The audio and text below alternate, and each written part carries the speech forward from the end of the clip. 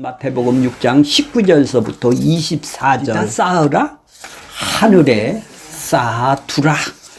하늘이 어디겠습니까? 보물이 뭐고 땅은 뭐고 쌓는다라는 것이 무엇이겠습니까? 너희가 안 된 자 19절 보겠습니다. 너희를 위하여 보물을 땅에 쌓아두지 말다. 땅에 쌓아두지 말래요. 땅에다 쌓아두지 말래요. 보물이 가장 소중하게 여기는 그가 돈이 됐든지 남편이 됐든지 자식이 되었든지 누가 되었든지 거기에 마음이 가 있는 것을 보고 쌓아둔다고 그러는 거예요. 내 마음이 거기에 있어요. 지금 내 사업이 바깥에서 잘 되고 있는지 안 돼 있는지 공부를 하면서도 마음이 거기가 있다면 거기가 보물이 되겠네요. 그죠? 내 남편에게 가 있다면 그게 남편이 보물이 되겠네요. 왜? 마음이 거기 가 있다면 그렇게 되는 것이죠. 그러니까 이 사람은 보물을 너희를 위하여 보물을 땅에 쌓아주지 말라. 거기에는 좀 동록이 해하며 도둑이 구멍을 뚫고 도둑질하느니라. 이렇게 이 땅 것은 땅에다 쌓는 것은 없어지고 썩어지고 사가지고 낡아지고 도둑질하고 없어질 수도 있다라는 얘기죠. 그런 얘기죠. 자, 그러니까 이 마태복음 6장은 구제를 하지 말라. 2절 보겠습니다. 2절 구제할 때 외식하는 자가 사람에게 영광을 얻으려고 나팔을 불고 지금 구제를 하고 있어요. 왜 나팔을 불어요? 자랑하고 싶어. 예, 상을 이미 받았대요. 그들은 이렇게 유대인들에게 기둥 같은 세 가지를 지금 얘기를 해요. 구제를 해야, 니들이 구원 열심히를 해야 받는다. 그러니까 그들은 구제를 갖다 경쟁적으로 하기 위해서 사람한테 보이려고 하면 자기 구제가 드러날 것이 아니겠습니까? 그러니까 예수님은 오른손이 하는 걸 왼손 모르게 하라는 얘기죠. 왜 모르게 할까요? 왜 모르게 할까? 오늘 아침에 오른손이 한 거를 뭘 오른손이 하고 왼손이 한 거를 뭘 했나요? 평상시에 늘 구제가 삶 속에서 이루어진다면 그 사람은 기억할 수가 없어요. 기억하려면 꼭 할 수는 있겠죠.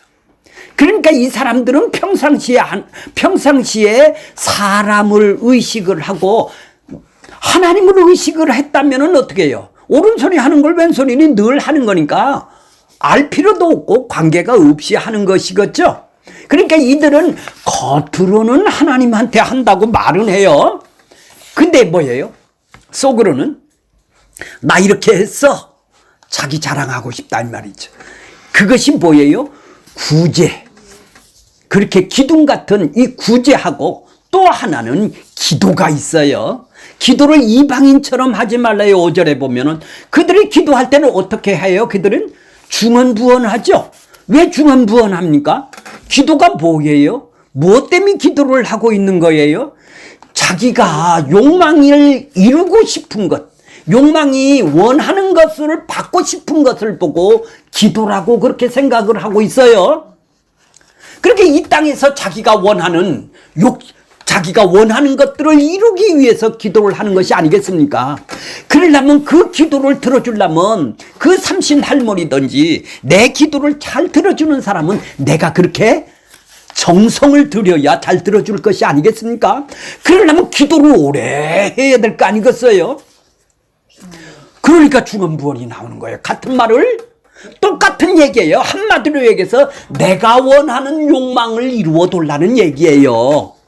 내 자식, 내 사업, 내가 하는 이 땅, 내가 하는 교회, 내가 하는 무엇인가 나를 기쁨을 주기 위한, 나를 만족시키기 위한 내 욕망, 그것이 뭐예요? 흑암의 권세 아래 매여 있어서 그거에 마음과 육체가 원하는 그것을 돌라고 우리는 중언부언을 하고 있어요. 그걸 또 가르치고 있지 않습니까? 그래야 정성을 많이 들여야 많이 준다라는 얘기요. 그러다 보니까 그들은 경쟁적으로 2차 코너에서 사람한테 보이려고 그렇게 기도를 하는 거예요. 그렇게 기도하지 말라는 얘기죠, 너희들. 저렇게 기도하지 말라는 얘기예요. 너희는 어떻게 기도하라고? 이렇게 기도하라. 어떻게? 주기도문을 그래서 가르쳐 줬어요. 주기도문은 그러니까 세상 나라에 살아가는 땅의 것을 자기 욕망을 위한 기도가 아니라 하나님의 뜻을 이루는 기도네요.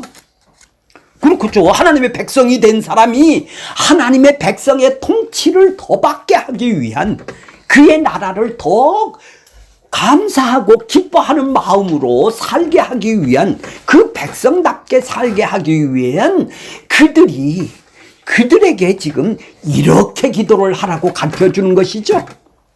근데 주기도문은 뭐예요? 예배 끝나는데 뭐 하게 하기 위해서? 마치는데 빨리 끝내기 위해서 쓰는 용도로 활용을 하고 있네요. 그러니까 이렇게 그들은 구제, 기도, 또 하나는 금식, 이 세 가지의 기둥 같은 행위들을 정해놓고 이것을 잘 하느냐 못하느냐에 따라서 하나님한테 인정을 받고 축복받고 칭찬을 받고, 사람한테, 그러니까 그들은 외식할 수밖에 없다. 그러니까 저들을 본받지 말라, 저렇게 기도하지 말라, 저와 같이 하지 말라. 이렇게 너희는 그 나라의 백성이, 세상 나라의 백성들, 이 세상 나라의 마귀의 백성들은 저렇게 하고 있는데 너희는 이렇게 기도를 하라는 것이죠. 지금 현대판 교회들도 이렇게 몇 가지의 규칙들을 잘 정해놓고 여기에 이것만 잘하면, 저것만 열심히 내면, 11조 잘 내고 주일 성수 잘 지키고 교회에 하는 순종을 잘하는 열심만 내면, 이렇게 규칙을 정해놓고 구원을 받았다 안 받았다, 신앙이 좋다 안 좋다, 유대인처럼 이렇게 분별을 하고 판별을 하며 사람을 평가를 하고 있죠. 그러니까 7장 1절에는 보면, 7장 1절 한번 읽어보세요. 다 같이 읽어볼게요. 7장 1절. 비판을 받지 아니하거든 비판하지 말라. 그렇죠? 너희가 비판하는 그 비판으로 너희는 비판을 받을 것이요, 너희가 헤아리는 헤아림으로 너희가 헤아림을 받을 것이다. 자, 바로 이렇게 남을 하나님의 자리에 이렇게 기준을 만들어 놓고 비판하는 자리에 올라타서 남을 헤아린다 이 말이요, 머리를 굴린다 이 말이요. 저거는 몇 점짜리, 저거는 구원 못 받았겠다, 이렇게 헤아린다 이 말이요. 사람을 그렇게 비판을 한다면 바로 하나님의 자리에 앉아서 자기가 심판하는 자리가 되었네요. 점수를 매기죠. 유대인들이 지금 그렇게 서 있다 이 말이에요. 자, 그런 중에 지금, 자, 19절에 보면은 뭐예요? 너희를 위하여, 너희가 그러니까 누구죠? 예, 교회입니다. 그렇죠. 교회죠. 이제 그가 흑암의 권세에서 건져낸 사람, 그렇죠? 허물과 죄로 죽었던 그들을 살려놓은 사람, 이런 사람이 너희가 되겠죠. 너희는 어떻게 하라고요? 보물을 땅에 쌓아두지 말라. 이 사람에게서 귀중한 것은 뭐예요? 건져낸 예수님이, 십자가가, 그의 나라가 임하는 것이 그에게는 보물이 되겠죠. 이 땅에 마귀의 세력에 의해서 아담하고 연합된 자들은 모두 다 땅의 것을 쌀 수밖에 없죠. 땅의 것이 보물이 되기 때문에 그들은 안 시켜도 여기에 땅의 것에다 일생을 코를 박고 그거를 위해서, 그거를 만족하고 행복하고 그것을 위해서 보물이라고 생각하니까 그것을 위해서 일생을 살아가는 사람들이 아니겠습니까? 그건 땅의 사람들이죠. 그렇게 땅은 뭐예요? 이 세상 사람들이죠. 이 세상은 누구요? 허물과 죄로 죽은 육체와 마음이 원하는 것을 하고 심판, 지옥 심판으로 대기하는 이 땅의 사람들을 말하는 것이죠. 죽어있는 사람, 이 사람들은 쌓아두는 것. 그런데 거기에는 이 땅 거는 뭐예요? 예수님이 오실 때 이 땅 거는 어떻게 되겠죠? 새나라 새 땅이 이루어졌을 때는 다 없어지죠. 그것을 한마디로 얘기해서 거기에는 좀과 동록이 해하며 도둑이 구멍을 뚫고 도둑질을 하느니라 다 없어진다라는 얘기죠. 녹슬어 없어지든지 도둑질로 훔치가든지 사가 없어지든지 다 없어진다라는 거예요. 자, 20절 보면 오직 너희는 어떡하라고요? 너희를 위하여 그러니까 자, 보물을 하늘에 쌓아두라. 이거는 자기 마음이 보물이 하늘이 어디예요? 하늘이 어디예요? 하나님 계신 곳. 하늘이 그렇게 구원받은 곳 사람이겠네요. 건져낸 사람이겠네요. 하나님의 나라가 임한 것네요. 그게 하나님이죠. 하나님의 뜻이 이루어지는 그곳이겠죠. 그게 그러니까 우리가 하늘에 속했다면 그 사람은 바로 하나님의 뜻이 그 사람에게 임해서 그것을 하늘에다 쌓을 수밖에 없죠. 하늘이 그 사람에게는 보물이 되기 때문에 그런 것이죠. 거기에는 어떻다고요? 좀과 동록이 해하지 못하고 도둑이 구멍을 뚫지도 못하고 도둑질을 못하느니라. 자, 21절 보겠습니다. 내 보물이 뭐예요? 아주 내가 소중하게 여기는 것. 그 전에는 우리가 가장 소중하게 여겼던 것이 뭐죠? 내 뜻이죠. 내 욕망이죠. 내 남편, 내 사업, 내가 원하는 것, 내가 이루고 싶은 것, 이것이 바로 마귀하고 연합이 돼서 육체와 마음이 원하는 것이 내 뜻이 바로 보물이었다 이 말이에요. 이것을 이루는 것이 행복해하고 만족해하는 것을 쌓아둔다고 그러는 거예요.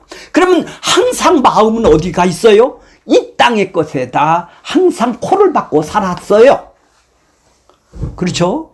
그런 사람이란 말이에요. 근데 이제 지금은 거기서 건져냈어요. 어디로 옮겨놨어요? 하나님 나라가 임했어요. 예수 그리스도가 옮겨놨어요. 우리를. 그분이 구속, 죄사함을 우리에게 주셨어요. 그래서 하나님 아들의 나라가 임했어요. 그런 사람은 마음이 어디가 있겠어? 이제 보물을 발견한 거네요. 하늘의 보물을 발견한 거예요. 그 사람은 마음이 어디가 있겠습니까? 이 땅에 살면서도 마음이 그렇죠. 하늘 보물에 가 있을 거 아니에요. 그렇죠? 그렇게 생각해요. 자, 그걸 더 구체적으로 설명하면 22절, 23절에 이렇게 얘기를 하고 있어요. 눈은 뭐라고요? 마음의 등불이다. 마음의 등불이 뭐예요? 마음의 등불.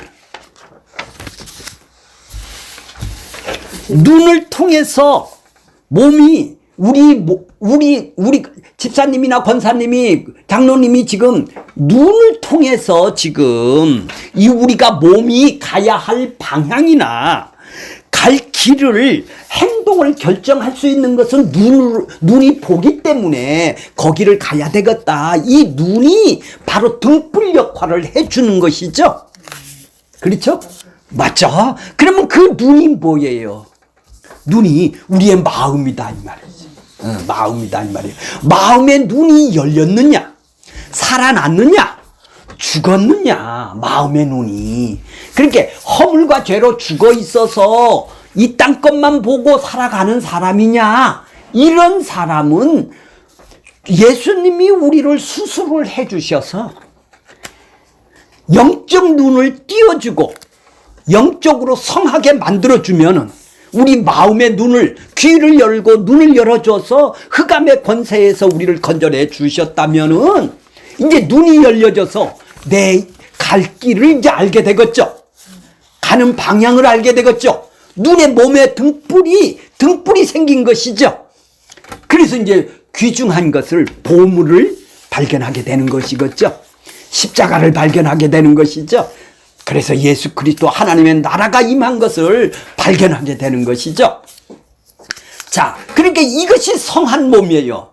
자, 22절 봅시다. 눈은 몸의 등불이니 그러므로 내 눈이 성하면이 뭐예요? 영적으로 눈이 떠졌다 이 말이에요. 귀가 열려졌다 이 말이에요. 주님이 흑암의 권세에서 건져내줬다 이 말이에요. 허물과 죄로 죽었던 우리를 살려놨다 이 말이에요. 이게 눈이 성하면 이제 눈이 밝이 보이죠. 이제 등불이 된다 이 말이에요. 마음이 등불이 된다 이 말이죠. 그래서 어떻게 온몸이 밝아요 그 사람은. 그렇죠? 가는 방향을 알죠. 가는 길을 이제 알게 되겠죠. 자 23절 눈이 나쁘다라는 것은 뭐예요? 아직 감겨있다라는 거예요. 그렇죠. 감겨있는가 허물과 죄로 죽어있다 이 말이죠. 허물과 죄로 죽어있어. 그래서 자기가 죄인지도 모르고 살아가는 걸 보고 나쁘면 뭐예요? 이 세상 것만 보고 산다 이 말이죠. 예. 온몸이 어두워요 그 사람은. 어두워서 하나님한테 못 와요. 그래서 죄 가운데 산다 이 말이에요. 자기 욕망 가운데 산단 말이에요. 그러므로 내가 빛이 어두면 그 어둠이 얼마나 하겠느냐. 네 마음의 눈이 누가 띄워주었나. 그쵸? 성한 것의 반대가 뭐예요? 나쁘면이네요. 그죠?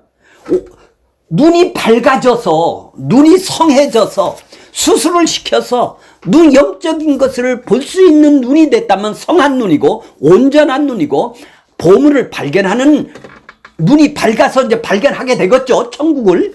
그런데 눈이 감겨 있으면 나쁘면 봉사죠. 맹인이죠. 그죠? 아직 수술을 안 받은 것이죠. 그 사람은 어둠 속에서 인생을 살 수밖에 없다라는 것이죠. 자, 유대인들이 지금 24절 보겠습니다. 24절 한 사람이 두 주인을 섬기지를 못한대요.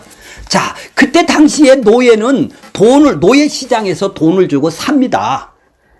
100달러면 100달러, 200달러면 200달러 갖고 내가 사요. 그러면은 이 종은 나한테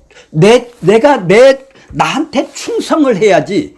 다른 집 주인한테 충성을 한다면 그 종이 살아남을 수가 없죠. 없지. 그렇죠. 두 주인을 섬길 수가 없는 것이죠. 자, 우리가 마귀의 자녀로 아담하고 연합된 마음과 육체가 원하는 욕망으로 살아가는 욕망의 통치를 받는 이 세상 땅의 사람이냐는 얘기예요. 여기는 주인이 누구예요? 마귀가 주인이죠.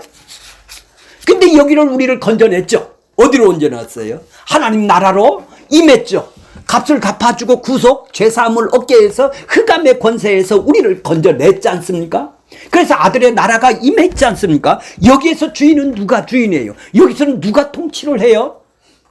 그분의 사랑이, 그분의 긍휼과 다스림이 우리를 통치하고 다스리는 아들 나라로, 하나님의 나라로 이 땅으로 옮겨놨다 이 말이죠.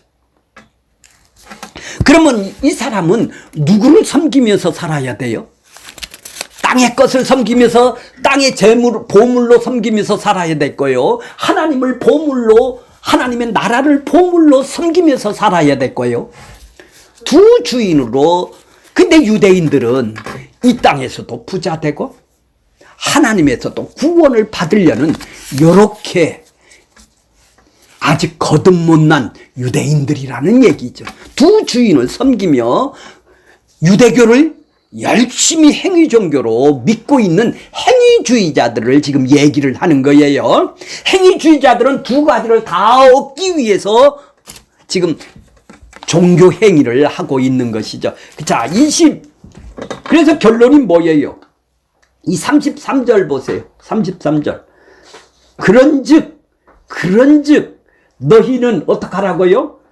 너희는 33절 다 같이 그런즉 너희는 먼저 그의 나라와 의를 구하라 됐습니다.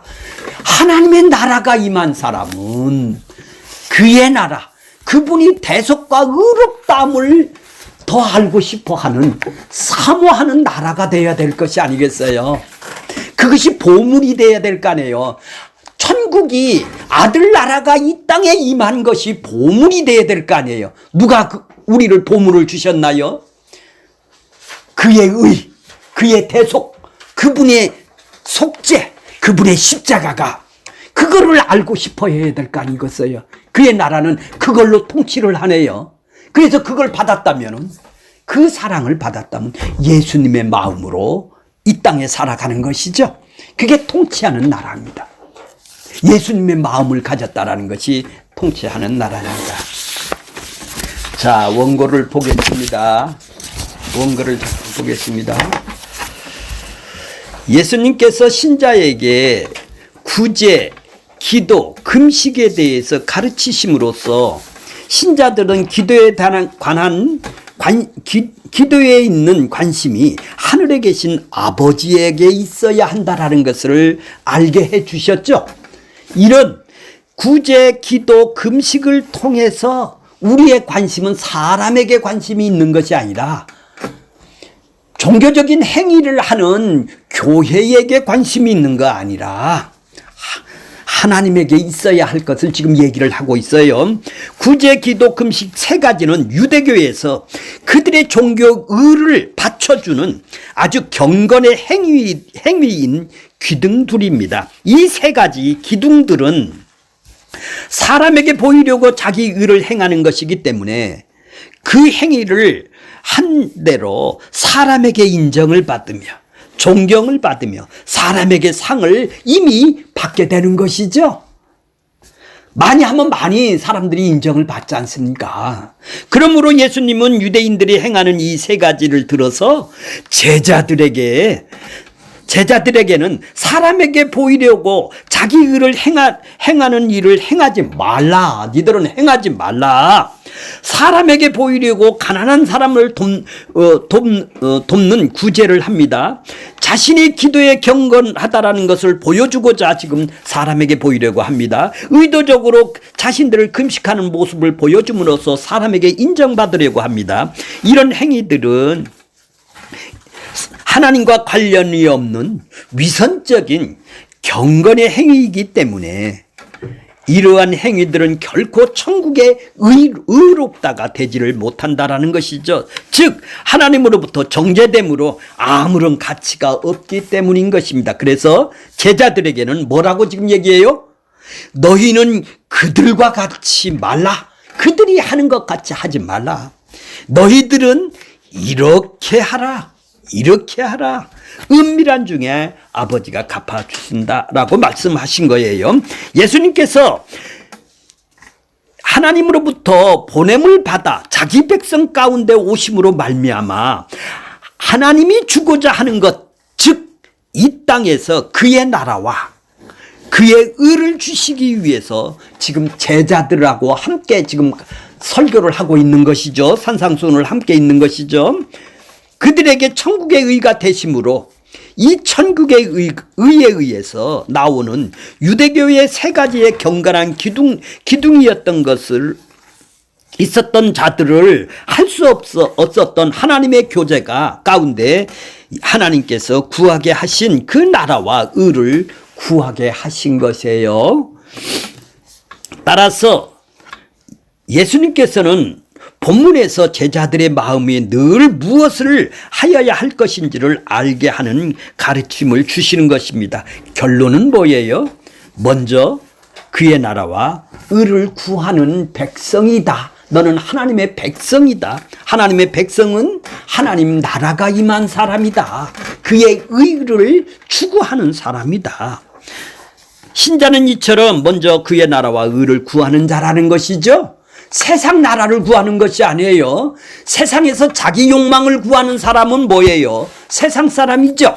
마귀와 연합된 사람들이죠. 자, 19절서부터 20절, 자, 그렇게 쭉 해놓고, 자, 19절, 너희를 위하여 보물을 하늘에 쌓아두지 말라. 교회에 오래 다니는 사람들은 이 말씀을 너무 쉽게 너무 많이 들어왔고 쉽게 들은 말씀대로 우리가 그렇게 하려고 우리는 많이 노력을 했어요. 이제까지 우리가 들어왔던 보물은 이 땅을 쌓지 말고 하늘에 쌓아야 하는데 하늘에 쌓는 방법은 교회에서 헌금하는 거라고 해석을 해왔어요.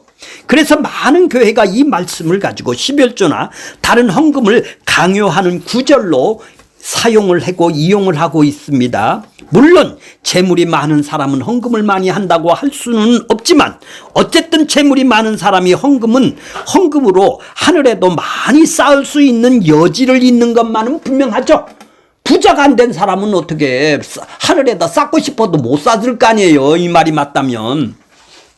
그렇다면 이 땅에서 부자인 사람이 하늘 나라에서도 부자가 될 것이 아니겠습니까? 하나님한테 많이 쌓았으니까. 이 땅에서 가난한 자는 죽었다 깨나도 하늘에서는 부자가 될 수 없다라는 얘기 아니에요. 결국 이 땅에서 부자가 하늘나라에서도 역시 부자로 살 수 된다는 결론에 이르게 됩니다. 이것이 하나님 나라입니까? 땅의 질서 세계와 같은 자신의 뜻과 욕망이 만연한 그런 하나님 나라를 예수님께서 십자가를 지시며 세울 리가 있겠습니까? 없겠습니까? 이런 내용은 대개 교회에 헌금을 하거나 구제 같은 것을 선한 일로 재물을 사용하는 것으로는 보물을 하늘에 쌓은 것이라고 우리는 해석을 해왔던 것이죠. 하지만 그것이 헌금이나 착한 일을 독려하기 위한 인간의 선동일 뿐 예수님은 그런 말씀을 하신 적이 없습니다. 헌금이나 구제가 하늘의 보물을 쌓는 것이라면 결국 하나님 나라에도 재물이 보물로 간주가 될 것이 아니겠어요? 많이 쌓은 사람만 거기 가서 구원을 받을 것이 아니겠습니까? 또 다른 의미는 헌금을 하고 구제를 하는 그 마음이 하늘에 쌓는 보물이라고 한다면 그것은 착한 일을 하는 인간의 의가 하늘에서 보물로 간주된다라는 뜻이기 때문에 그것 역시 성경과 맞지를 않는 거네요. 이 말씀은 보물을 어디에 쌓아두느냐 중점이 아니다. 우리에게 보물이 무엇인가? 그것이 중심이죠. 보물이 뭐예요? 우리 마음이 어디에 가 있느냐는 얘기죠. 우리 마음이 지향하는 방향성을 묻는 것이에요.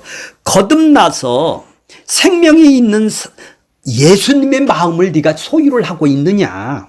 흑암의 권세와 하나된 마음으로 지금 살아가고 있느냐? 우리 마음이 지금 어디에 가 있어요? 흑암의 권세에서 거듭났다면은 어디에 가 있을까요? 하나님한테 가 있겠죠. 마음이, 내 마음이. 내 보물이 있는 곳에 내 마음이 있다고 했습니다. 우리가 생각하는 보물이 무엇인지 간에 그 보물이라고 하는 것은 마음이 간다라는 뜻이죠. 내가 생각하는 보물은 집에 있다면 우리 몸이 여기에 있어도 마음은 집에 가 있을 것입니다. 이스라엘 백성들은 언약을 따라 백성으로 나왔지만 애굽에서 나왔지만 마음은 어디가 있어요? 애굽에 향하고 있어요. 더 잘 사는 걸로. 이것이 옛 언약의 한계예요. 그들은 그래서 그 새 언약으로 하나님께서 말씀에 새겨준다고 얘기를 하셨어요. 자기 백성들에게 생명을 주어 하나님 나라가 임하게 함으로써 성령이 영원히 떠나지 않는다라는 새 언약을 약속을 해 주셨어요. 에레미야 33장 31절 여호와의 말씀이니라. 보라, 날이 이르르니 내가 이스라엘 집과 유다 집에 새 언약을 맺으리라. 33절 그러나 그날 후에 내가 이스라엘 집과 옛 맺은 언약은 이러하니라. 곧 내가 나의 법을 그들 속에 두어. 그들 속 어디예요? 마음속에다 둔대요. 성령으로 그들 마음속에 기록하여 그들이 하나님이 되고 그들은 내 백성이 될 것이라고 여호와의 말씀이라. 보물을 하늘에 쌓아두는 방법이 무엇인가요? 자기를 위하여 이 땅에 쌓아두지 않고 교회에 헌금하거나 이웃을 돕거나 하는 것이 보물을 쌓는 것이라고 우리는 들어왔어요. 하늘에 쌓는다면 우리가 하늘에 가서 많은 것을 누릴 수가 있다고 우리는 생각을 하기 때문에 그런 거 아니겠어요? 그러면 이 세상 나라라, 그 나라는 은혜로 가는 나라가 아니라 많이 내는 사람이 가는 것이 아니겠습니까?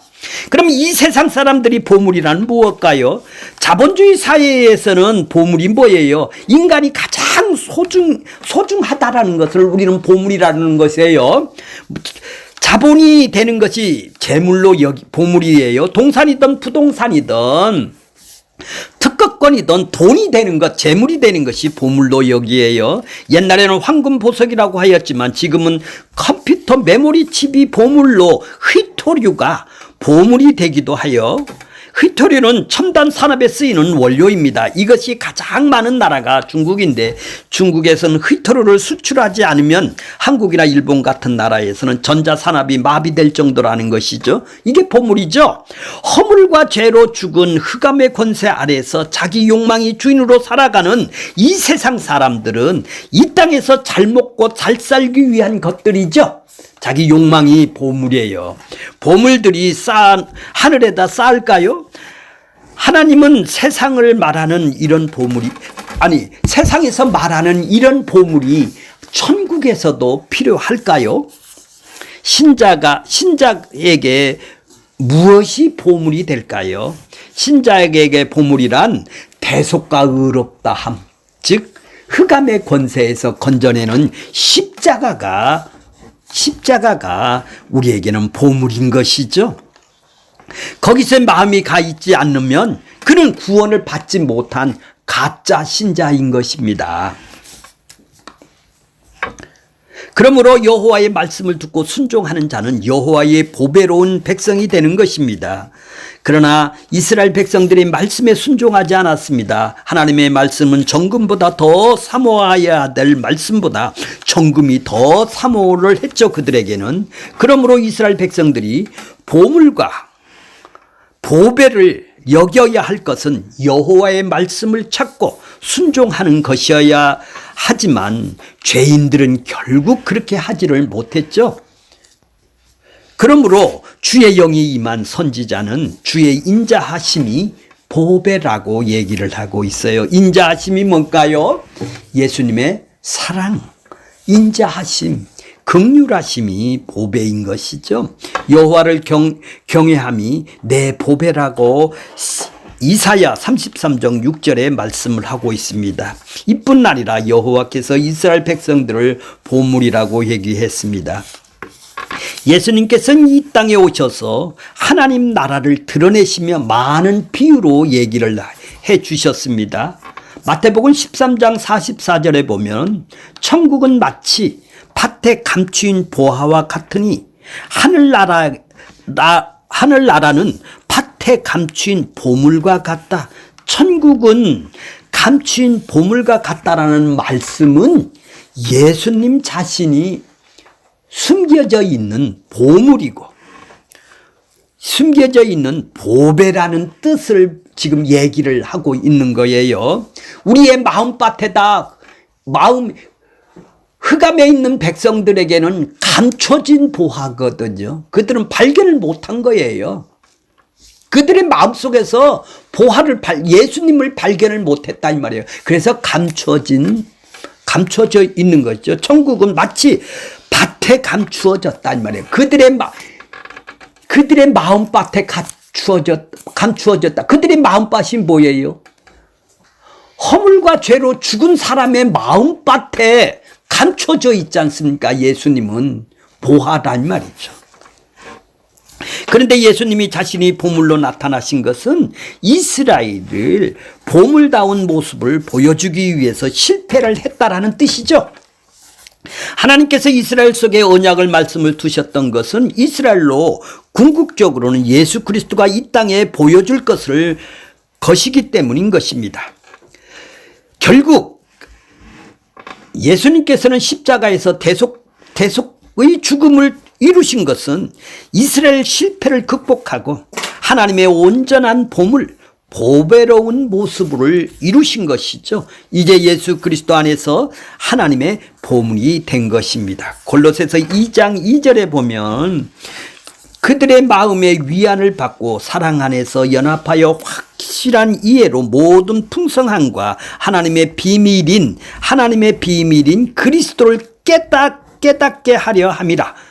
그 안에는 그리스도 안에는 지혜, 지식, 모든 보화가 감추어져, 예수님이 보화라는 얘기입니다. 다 감추어져 있느니라. 예수 그리스도 그분이 지혜와 지식의 모든 보화이기 때문에 이 땅에 사는 날 동안 우리는 질그릇이 깨어져 우리 안에서 참 보물이신 예수 그리스도를 보여주는 존재인 것입니다. 하늘에 쌓는다라는 것은 하늘에 하나님의 나라, 그의 의를 추구하는 하나님의 영광을 위해서 살아가는 것이죠. 땅에 쌓는다라는 것은 뭐죠? 이 땅에서 자신의 행복을 위해서 욕망을 만족시키는 욕망만을 위해서 쓰는 사람, 이거를 사용하는 사람을 보고 땅을 쌓는다. 보물이 뭐예요? 단순히 돈이라 하지 않고 보물이라고 사용함으로써 폭넓게 가장 소중한 것을 얘기를 하는 거예요. 인간이 어떤 모양이든지 보물을 갖고 있습니다. 자, 21절 보겠습니다. 21절. 내 보물이 있는 그곳에 내 마음이 있느니라. 내 마음이 뭘까요? 인간이 가장 소중히 여기는 보물이 그 사람 마음에 사로잡아 그의 인격인 지정의를 지배를 하는 것을 보고 내 마음에 있다라는 거예요. 내 마음, 내 생각, 내 감정, 내 의지를, 내 인격을 사로잡는 것이 가장 소중히 여기는 것을 보고 보물이라고 그래요. 그러니까 우리 마음이 어디에 있느냐는 얘기예요. 그것을 지정이 인격을 지배한다라는 거다. 즉 인간이 가장 소중히 여기는 보물이 그 마음을, 그들의 행동 방향과 가치관을 결정하는 것입니다. 인간의 마음은 스스로 결심한다고 바꿔지는 것이 아니네요. 자기가 스스로 눈을 수술을 할 수가 없듯이 스스로 마음을 바꿀 수가 없어요. 누가 바꿔주기 전에는 그의 마음과 생각과 판단이 그대로인 것이죠. 아담으로부터 태어난 본성의 마음으로 살아가느냐?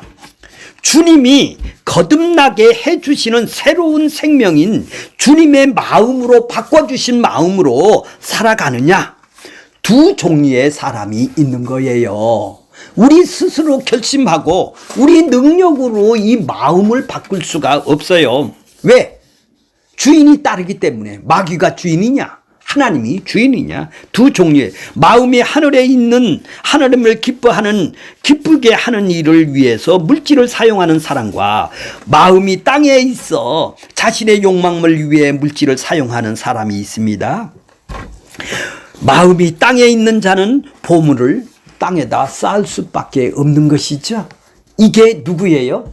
허물과 죄로 죽은 흑암의 권세 아래 놓여 있는 사람은 땅에다 쌓을 수밖에 없다라는 얘기죠. 22절 보겠습니다. 눈은 몸의 등불이니 그러므로 내 눈이 성하면 온몸이 밝을 것이요. 온몸이 밝을 것이요. 눈은 마치 뭐라는 얘기죠? 등불과 같다라는 거예요. 몸이 움직이는데 길이나 방향을 정해주는 등불이 된다 이 말이죠. 눈이 없으면 우리 몸이 어느 방향이나 어느 곳으로 갈 수가 없는 거 아니겠습니까? 마치 눈은 등불 역할을 하는 것이죠. 그러니까 눈이 성하다라는 것이 뭐죠? 성하다. 밝게 볼 수가 있다라는 거예요. 그러니까 영적인 눈이 튀어진 사람을 보고 눈이 성하다. 그러니까 허물과 죄로 죽어있는 사람을 살려놓은 사람, 생명이 있는 사람을 영적인 귀와 눈이 열려져서 성했다 이 말이에요. 온전해졌다라는 얘기죠. 이 사람은 볼 수가 있는 것이죠. 이제 자기 인생에 눈이 등불이 되어서 눈이 마치 등불과 같이 되어서 내가 지금 어느 방향으로 가고 어떤 길을 가야 되는지를 알 수가 있는 등불 역할을 할 수가 있는 눈을 가진 사람을 보고 눈이 성한 사람이라고 얘기를 하고 있어요. 그 다음에 눈이 나쁘면 어떻게 돼요? 눈이 나쁘면 23절 눈이 나쁘면 어두울 것이요. 눈이 감겨 있어요. 나쁘다라는 것은 뭐예요? 보이지를 않아요. 눈이 시력이 약해서 수술이 아직 안 됐어요. 성하지가 안 됐다는 얘기죠. 영적으로 감겨 있단 말이에요. 이런 사람이 뭐죠? 흑암에 있는 백성들이다 이 말이에요. 흑암의 권세 아래에 있는 백성들이란 말이죠. 아담하고 연합된 사람이다. 즉 자기 욕망으로 살아가는 사람이다 이 말이에요. 이게 눈이 나쁜 사람이죠. 그렇게 땅의 것만 보인다 이 말이에요. 하늘가를 볼 수가 없단 말이죠. 온몸이 어두워요. 온몸이 어두워요. 지금 몸이 어두워서 몸이 어느 방향으로 어디로 가야 할지를 지금 모르고 있는 거예요. 그러니까 어디예요? 지옥으로 그냥 끌려가는 거예요. 어디로 가는지를 눈이 안 보이니까 본질상 진노의 자녀라는 걸 안 보인다 이 말이죠. 그러니까 그들이 가야 되는 것은 어디로 갈는지를 모르는 거예요. 어두워요. 그러므로 내게 있는 빛이 어두우면 그 어둠이 얼마나 많겠느냐. 그러니까 그들의 어둠은 지옥으로 갈 수밖에 없는 어둠이네요. 그러면 눈은 누구예요? 누가 수술을 해줘야 밝은 눈으로 그래서 내 가야 할 방향을 보물을 알아볼 수가 있네요. 그걸 모르면 눈이 나쁘면 이 땅 것이 보물로 볼 수밖에 없는 것입니다. 자, 중간에 볼게요. 눈, 마음의 눈으로 육신의 눈과 영적인 눈이 있습니다. 23절, 24절은 앞에 왜 지금 눈을 얘기를 해요? 보물을 발견할 수 있는 눈이 지금 있느냐 없느냐예요. 지금 보물 얘기를 하고 눈 얘기를 하고 있는 것은 눈이 성해서 예수님이 건져준 눈으로 되어서 영적인 눈으로 보물을 하나님의 나라를 십자가를 발견했느냐 이 얘기를 지금 하고 있는 것입니다. 그래서 이해시키기 위해서 설명해 주는 비유인 거예요. 앞에 보물을. 그러기에 예수님은 왜 이 비유를 말씀하셨는지를 보아야 하는 것입니다. 왜 이게 눈이 나왔는지를 이해를 하셨겠죠? 보물 얘기를 하고 보물을 볼 수 있는 눈이 열려야 되지 않습니까?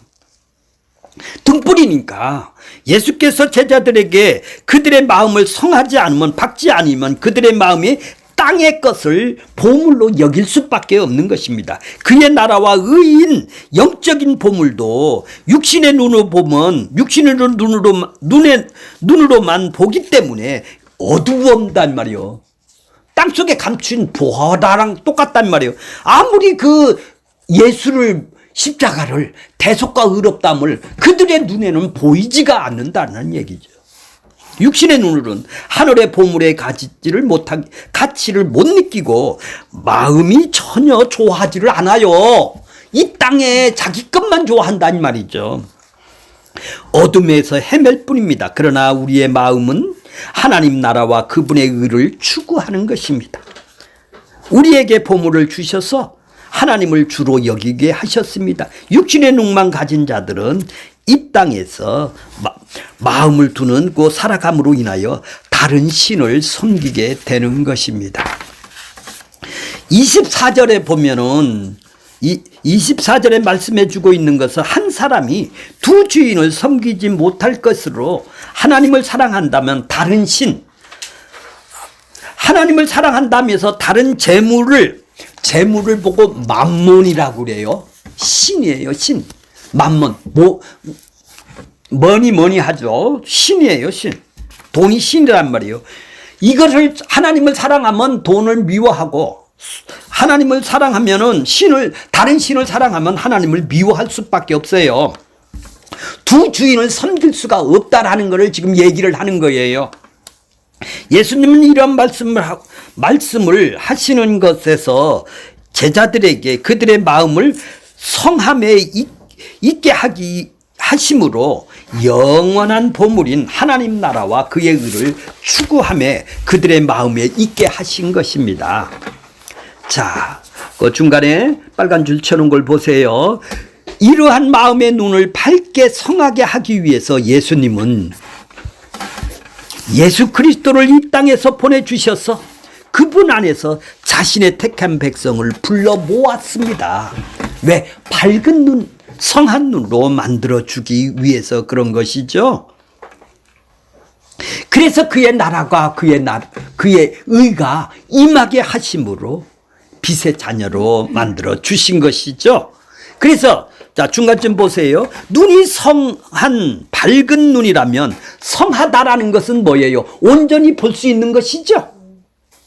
영적 눈이 튀어져서 이제 예수님을 볼 수 있는, 십자가를 볼 수 있는 눈이 열려진 사람, 이게 밝은 눈이라는 것이죠. 눈이 밝았다고 얘기를 해요. 이것을 보고 뭐라고 그래요? 온전한 눈을 가진 것이죠. 왜요? 세상 것은 뭐예요? 예, 어둠의 눈을 가지고 있는 사람을 볼 수 있어요. 이제 자기가 죄인이라는 것을 볼 수 있어요. 흑암의 권세에서 건져내어 죄와 사망의 진노의 자녀라는 것을 인식을 이때서 하는 거예요. 눈이 성해져야 그분이 나를 수술을 해줬을 때 일어나는 현상이죠. 눈이 나쁘면은 뭐예요? 볼 수가 없는 눈이죠. 시력이 약해요. 시력이 약한 것은 뭐예요? 아직 수술을 안 해준 것이죠. 하나님께서 그대로 흑암의 권세에 두었다라는 얘기예요. 죄와 사망의 권세 아래에 살아간다라는 얘기죠.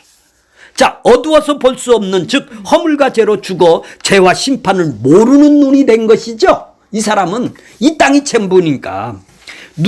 눈은 안과 의사가 수술을 하여야지, 눈에 대해서 모르는 자가 수술을 한다면 어떻게 되겠어? 둘 다 맹인으로 가게 되겠죠.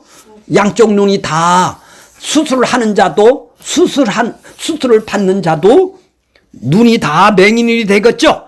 영적 눈을 뜨신, 먼저 영적 눈을 뜨신 예수님이 우리에게 찾아오셔서 우리의 눈을 열어주기 전에는 맹인의 모습인 허물과 죄로 죽은 죄인이라는 것을 모르게 되는 것입니다. 예수님이 찾아오셔서 수술을 해 주신 것이죠.